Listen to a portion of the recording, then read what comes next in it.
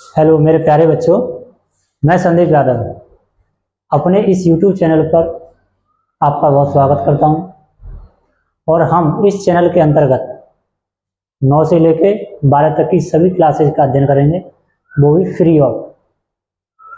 तो चलते हैं। और इससे पहले की वीडियो में मैंने आपको सिलेबस डिस्कस कर दिया है कि 12th की केमिस्ट्री में सिलेबस कितना है, कितने चैप्टर हैं और कितना हमें पढ़ना है, वो सब कुछ इससे पहले की वीडियो में बता रखा है।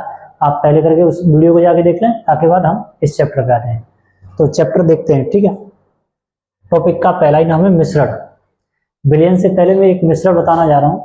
चैप्टर का नाम तो विलयन है, लेकिन उससे पहले मैं मिश्रण बताने जा रहा हूँ। तो देखो, मिश्रण क्या होता है? दो या दो से अधिक, क्या दो या दो से अधिक पदार्थों को आपस में मिलाने पर क्या प्राप्त होता है? मिश्रण। दो या दो से अधिक पदार्थों के मिलाने पर, आपस में मिलाने पर क्या प्राप्त होता है बेटा? मिश्रण। मिश्रण को हम पढ़ेंगे दो प्रकार से। कितने प्रकार से? दो प्रकार से। पहला हो गया आपका समांगी मिश्रण, और दूसरा क्या हो गया? विषमांगी मिश्रण। अच्छा, समांगी मिश्रण में क्या होता है? सभी अवयव या भाग कह सकते हैं दिखाई न दें। क्या देना?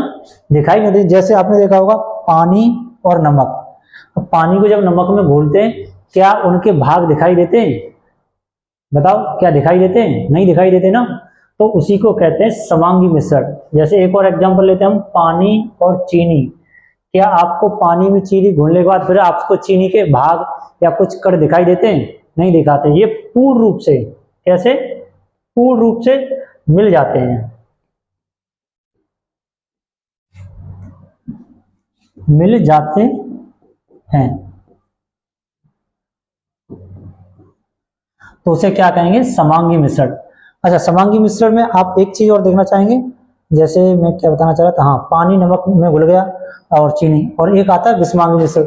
विषमांगी मिश्रण में क्या बताएंगे कि सभी अवयव यानी भाग दिखाई देते हैं। विषमांगी में क्या होगा? दिखाई देंगे। जैसे आप पानी में रेत को घोलने की कोशिश करेंगे तो ये घुलेगा ही नहीं। पानी के कण अलग और रेत के कण अलग अलग दिखाई देंगे। तो इसलिए यानी विषमांगी के सभी भाग या अवयव, ठीक है, दिखाई देते हैं।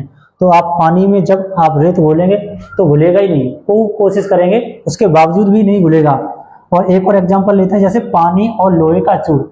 आप लोहे के चूर को पानी में घोलने की कोशिश करेंगे, नहीं घुलेगा। अच्छा, इसमें समांगी मिश्रण में पानी नमक क्यों घुल जाता है? तो बताना चाह रहा था मैं, तो ये बताना चाह रहा हूँ। जैसे आपने देखा होगा पानी का सूत्र क्या होता है? H2O।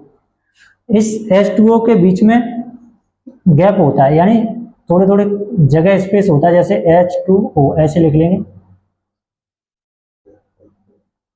HOH, ये जल का है। जैसे इसके नमक अंदर जाएगा, नमक क्या होता है? NaCl। ये क्या होता है? ये टूट जाता है प्लस और माइनस में। तो इसके जाके कण इसके अंदर घुल जाते हैं। इसमें होता है स्पेस, यानी गैप होता है पानी के अंदर, इसलिए जाके NaCl घुल जाता है। अगर गैप नहीं होता तो ये हम नमक और चीनी को पूर्ण रूप से घोल नहीं पाते। तो ये हो गया हमारा समांगी मिश्रण। अब चलते हैं हम विलयन की तरफ। कहाँ चलते हैं? विलयन की तरफ। तो क्या है विलयन? देखो, अब ये पहला चैप्टर है, तो इसमें देखते हैं दो या दो से अधिक पदार्थों के समांगी मिश्रण को विलयन कहते हैं। आपने समांगी मिश्रण अभी पढ़ा था, पानी प्लस नमक। ये कैसा मिश्रण है बेटा? समांगी मिश्रण है, समांगी मिश्रण। अच्छा, एक और आपने लिया था, पानी प्लस चीनी।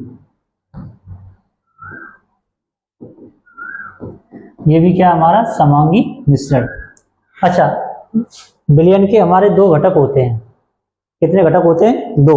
कौन कौन से होते हैं? तो लिखना चाहेंगे दो घटक। पहला होता है हमारा विलेय, दूसरा होता है हमारा विलायक। क्या होता है? विलायक। अब ये विलेय और ये विलायक क्या होते हैं, तो आगे समझते हैं हम नेक्स्ट पेज में। तो देखेंगे नोट में, पानी प्लस नमक, ये क्या हो गया हमारा? समांगी मिश्रण। तो अब देखते हैं, जब मिश्रण बनाते हैं तो किसी की ना किसी की मात्रा हम अधिक लेते हैं। क्या लेते हैं, अधिक मात्रा। तो जैसे ही हमने पानी और नमक का घोल तैयार किया था तो उसमें अधिक मात्रा हमने किसकी ली थी, पानी की, और कम मात्रा किसकी ली थी, नमक की। तो ये जो पानी है अधिक मात्रा में, तो इसी को हम क्या कहेंगे, विलायक, और ये नमक कम मात्रा में है तो इसी को क्या कहेंगे हम, विलेय। क्या कहेंगे, विलेय। अच्छा, अब इनकी एक लाइन में परिभाषा देखना चाहे तो क्या बोलेंगे, किसी विलयन में जो विलायक के घटक उपस्थित अधिक मात्रा में होते हैं, क्या होते हैं, अधिक मात्रा में होते हैं, उसे विलायक कहते हैं। दूसरी वाली क्या होगी, किसी विलयन में जो घटक कम मात्रा में उपस्थित होते हैं या होते हैं उसे क्या कहते हैं, विलेय। क्या कहते हैं, विलेय। आई होप, आशा करता हूं कि ये चीज आपको बहुत बेहतरीन तरीके से समझ में आई होगी। हम चीजों को रटेंगे नहीं, सिर्फ समझेंगे। समझ गए तो हमारे एग्जाम तक बहुत अच्छी तक याद बने रहेंगे, और रटोगे तो आज याद रटोगे, कल भूल जाओगे। अब नेक्स्ट पेज पे चलते हैं हम, तो क्या देखेंगे, विलयन के प्रकार। क्या देखेंगे, विलयन के प्रकार।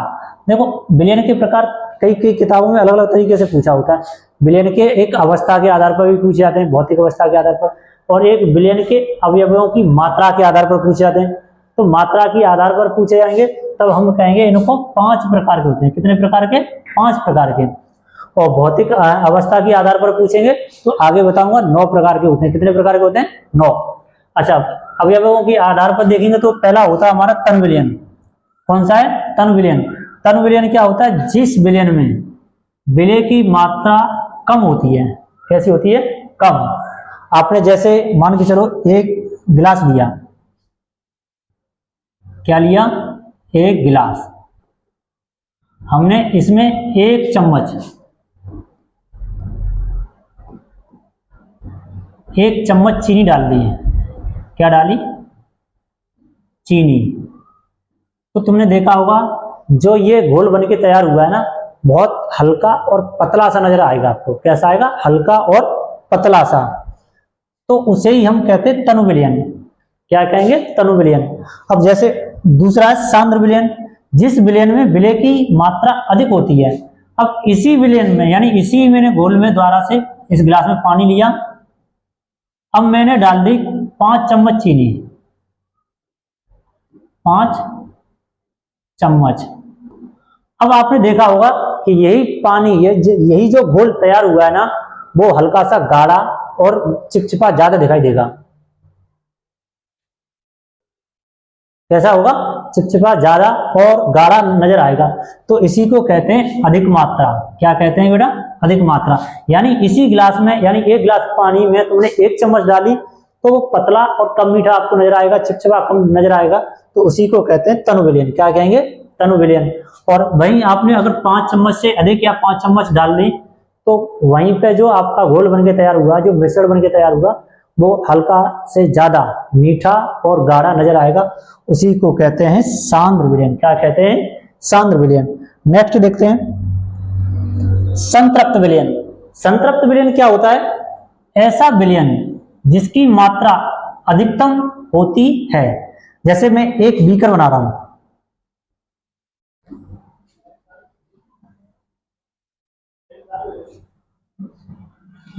ये एक बीकर मैंने बना के तैयार किया, इसमें मैंने भर दिया पानी। ये क्या भरा है, पानी। जैसे इसकी मान के चलो आप कितना चम्मच पानी घोल सकते हो, चीनी, सॉरी, इसमें कितनी चीनी घोल सकते हो। तो एक समय पे आके रुक जाएगा। मान के चलो तुमने अधिकतम इसमें 10 चम्मच चीनी घोल दी। क्या घोल दी, 10 चम्मच चीनी, 10 चम्मच चीनी घोल दी। अब ये हो गया फुल, मतलब अब इसमें आप 11वीं चम्मच डालोगे तो नहीं घुलेगा। क्या होगा, नहीं घुलेगा। तो यही इसकी अधिकतम विलेय की मात्रा क्या होगी, यही होगी। तो यही कह रहा है संतृप्त विलयन, ऐसा विलयन जिसकी मात्रा अधिकतम होती है। कैसी होती है, अधिकतम। तो उसी को क्या कहते हैं, संतृप्त विलयन। यानी इस बीकर में 10 चम्मच से ज्यादा अब चीनी नहीं घुल सकती है। तो यही इसकी अधिकतम वैल्यू हो जाएगी, किसकी, विलेय की। तो इसी को क्या कहेंगे हम, संतृप्त विलयन। नेक्स्ट क्या है, या फिर एक और बात हम समझें, जिस विलयन में और अधिक मात्रा विलेय को घोला ना जा सके, यानी जिस विलयन में अधिकतम मात्रा ले ली उससे अधिक विलेय और ना घोला जा सके, उसी को हम क्या कहेंगे, संतृप्त विलयन। नेक्स्ट क्या हो जाएगा हमारा, असंतृप्त विलयन। अब ये क्या होता है, असंतृप्त विलयन में समझेंगे जिस विलयन में विलय की मात्रा अधिकतम से कुछ कम होती है, अधिकतम से कुछ कम होती है। अभी आपने एक बीकर में घोली थी चीनी 10 चम्मच, मैं दोबारा से बना लेता हूं यहाँ पे ये गिलास। अभी तुमने इसमें 10 चम्मच चीनी घोली थी,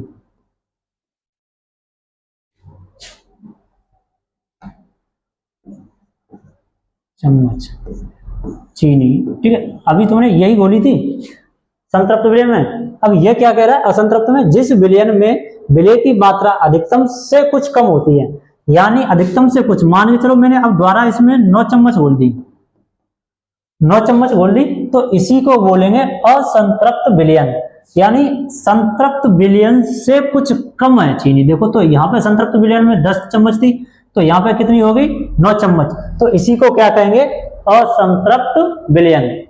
नेक्स्ट हमारा है लास्ट, अति संतृप्त विलयन। अब ये क्या होता है, तो इसको जानने की हम कोशिश करेंगे, समझने की भी कोशिश करेंगे।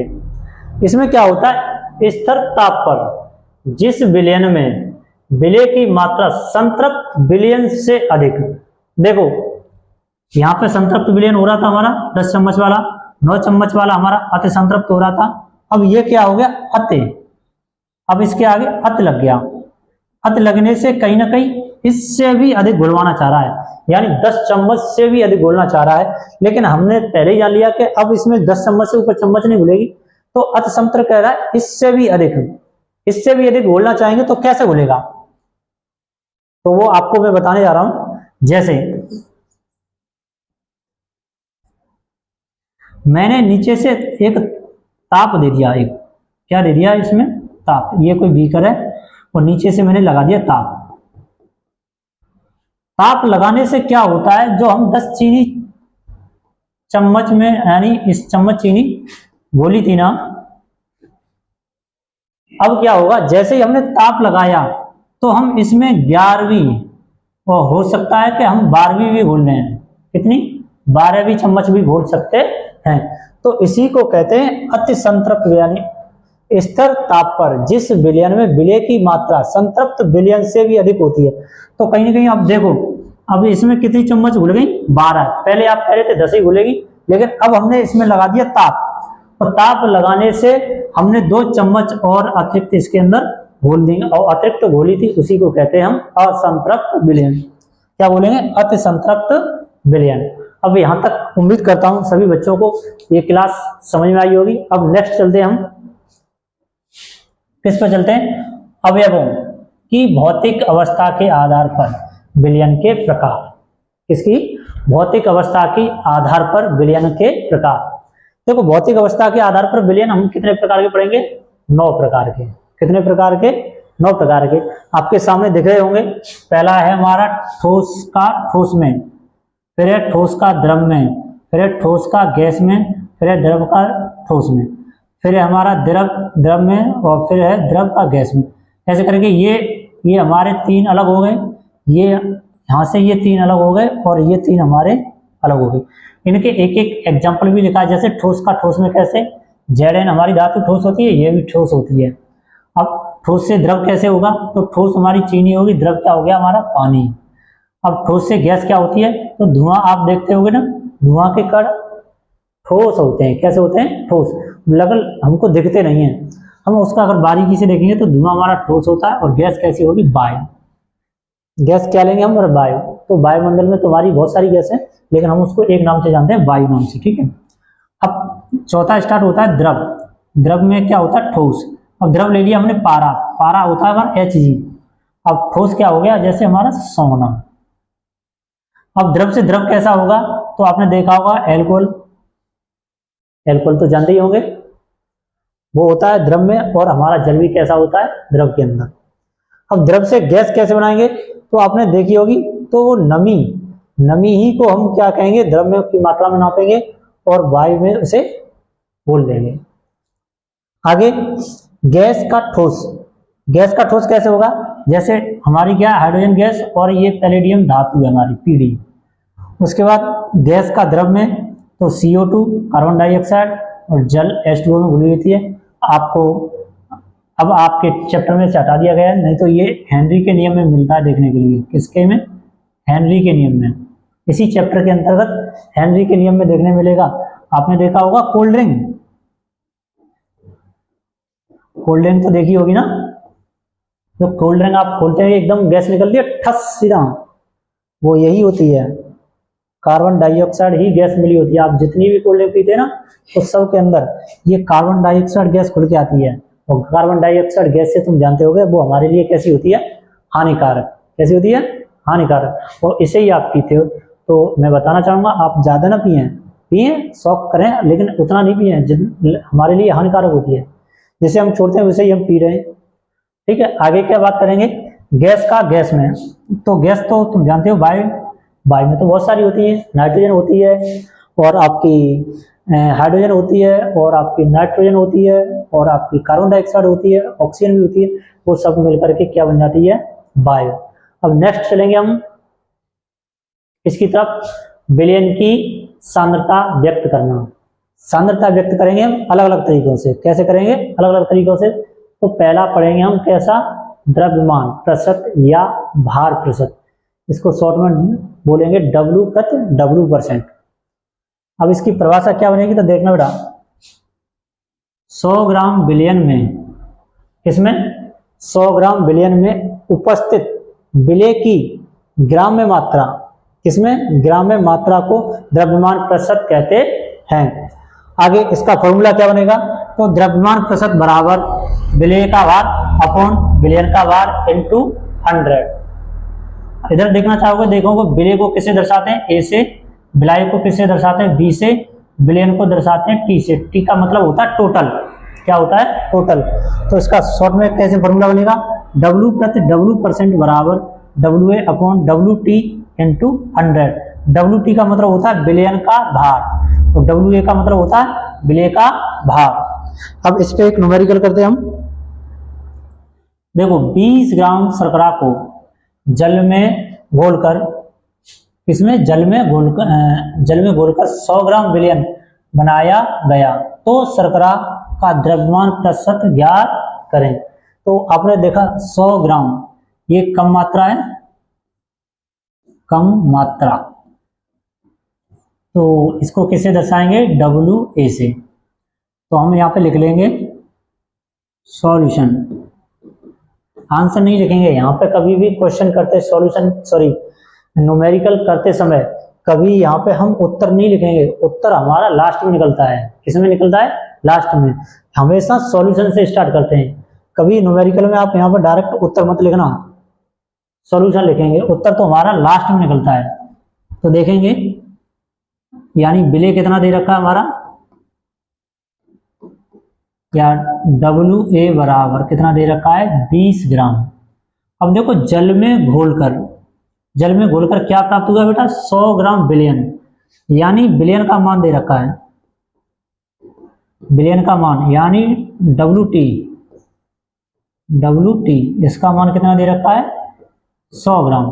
अब बस लगा दो फॉर्मूला। फॉर्मूला आपको पता है, W/W% बराबर विलय का भार अपॉन विलयन का भार, विलयन का भार इनटू 100 रखेंगे। देखो विलय का भार कितना दे रखा है? 20। चलो मैं इधर से कर देता हूँ,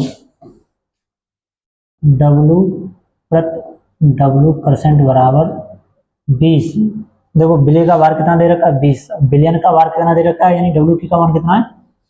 100 इंटू 100। 100 से 100 खत्म हो गए, तो W/W% बराबर कितना हो जाएगा आपका? 20%। यहाँ तक किसी को उम्मीद? आशा करता हूँ ये क्वेश्चन आपको न्यूमेरिकल बहुत अच्छी तरह समझ में आया होगा। नेक्स्ट आपके लिए ये देखो, 20 ग्राम शर्करा को 80 ग्राम में जल में घोला गया, तो शर्करा का द्रव्यमान % ज्ञात कीजिए। ये मैं आपको होमवर्क में दे रहा हूँ, इसका जवाब मुझे कमेंट में देना, ठीक। और मैं उम्मीद करता हूँ आपको ये क्लास बहुत अच्छी लगेगी, और आपका अच्छी लगे तो आप एक कमेंट और एक लाइक करना और शेयर करना, और कमेंट में ज़रूर जवाब दें आपको क्लास कैसी लगी। इससे हमारा मोटिवेशन बढ़ता है और हमें आपको नेक्स्ट क्लास में और अच्छा कंटेंट प्रोवाइड कराऊंगा। Thank you.